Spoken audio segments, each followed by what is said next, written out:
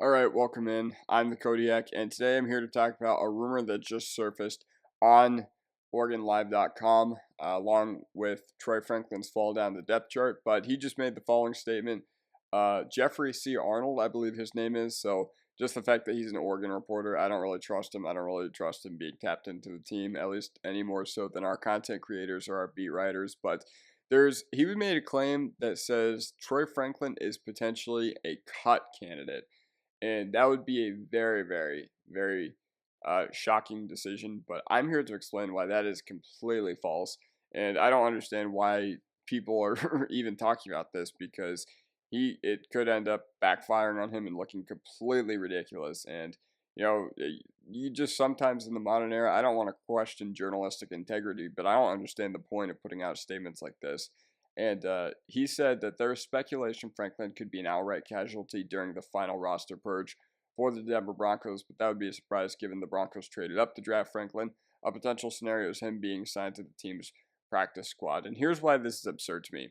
It's fine to have expected more from Troy Franklin at this point.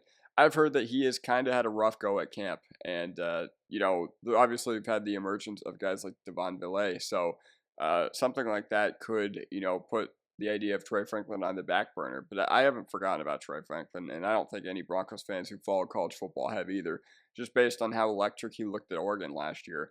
But the Broncos, they're surprisingly deep at wide receiver, not with like a bunch of talent or anything like that, but just with a bunch of role players. They have Cortland Sutton, they have Tim Patrick, they have Josh Reynolds, they have Marvin Mims, and now Villay, who has added his name into the mix just based on the fact that he's at a strong camp and he played very well against the Colts in preseason action when he was on the field this past Sunday. But Troy Franklin, he could not catch one pass this preseason, and he's making the team. Like, his spot is not in question. His spot is entirely safe.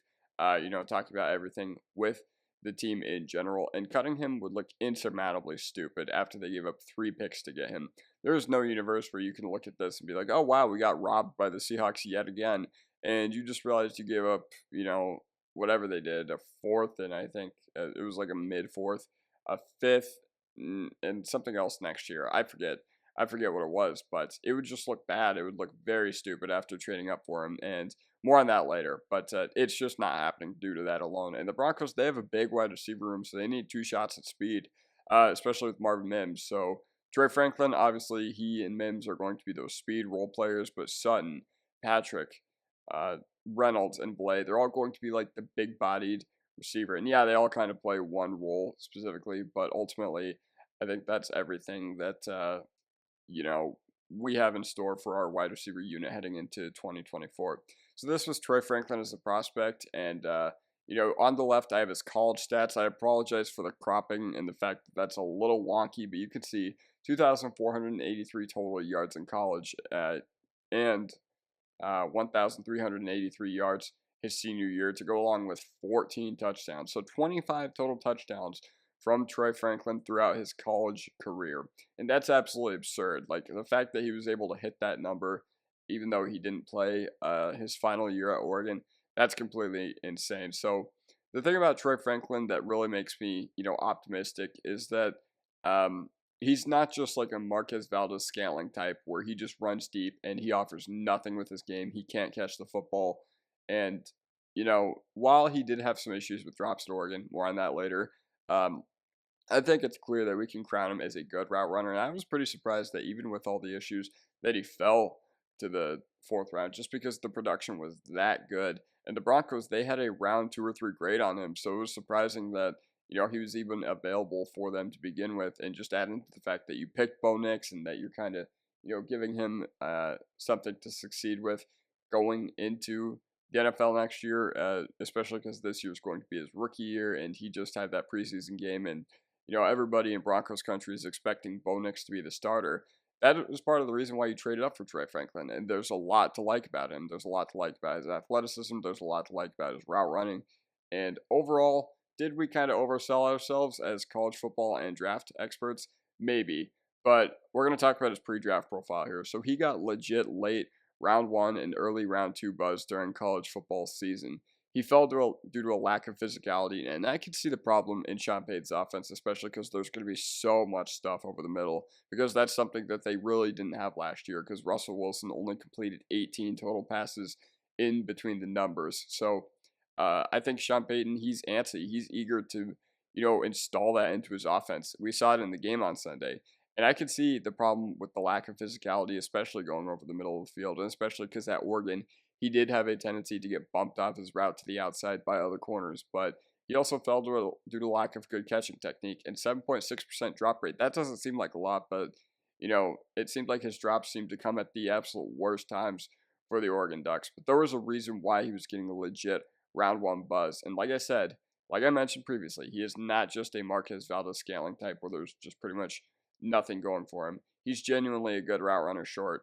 And I think that's something, and deep. So that's something that the Broncos were pretty excited about when he was still available when they went to pick him. Now, with the Broncos landing spot after the draft, so I'm just talking about after the draft and everything that's happened until now. So the team, it's crowded everywhere with skill position guys, not just at the wide receiver room.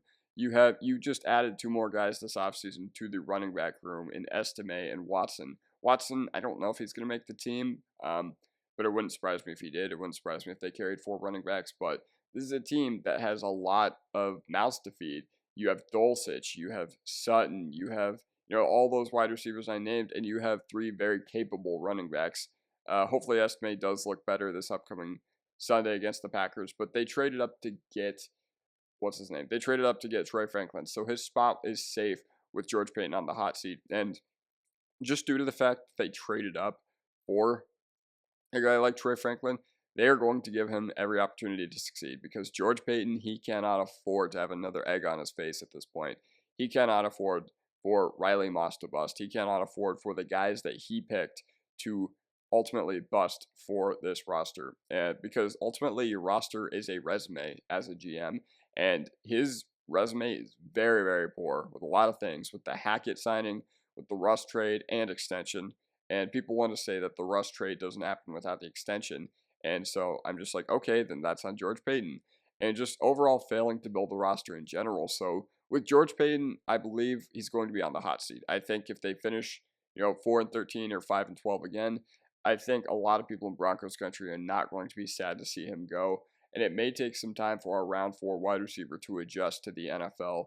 And that's completely okay, because ultimately, I think we kind of just oversold ourselves on the idea of Troy Franklin, since he was projected, late round 1, early round 2, around the time the draft came around, and especially during college football season last year. But he's ultimately a developmental project for Sean Payton. And the Devon Belay rise, does not mean that Troy Franklin is expendable. Just because a 26-year-old, 7th round wide receiver, just because he came out of nowhere, that does not mean that he is going to, send Troy Franklin to the bench. It doesn't mean he's going to put him in the side. That doesn't mean he's going to, get him on waivers or anything like that. Unless Franklin, there is always the chance that Franklin is truly a disaster, but I feel like we would have heard about that by now. That's a ludicrous claim as well. So the expectations for 2024 for Troy Franklin, and I don't expect him to get meaningful time until the back half of the year. You remember what happened last year when, we finally got to see more action of the rookies. I know Moss and Sanders were both kind of banged up heading into the year. Sanders kind of played exclusively on special teams for pretty much all of last year, same with Riley Moss, but they did get some action. So, and Sean Payton just truly, in general, doesn't rely on rookies as much as other coaches unless they're like really, really good.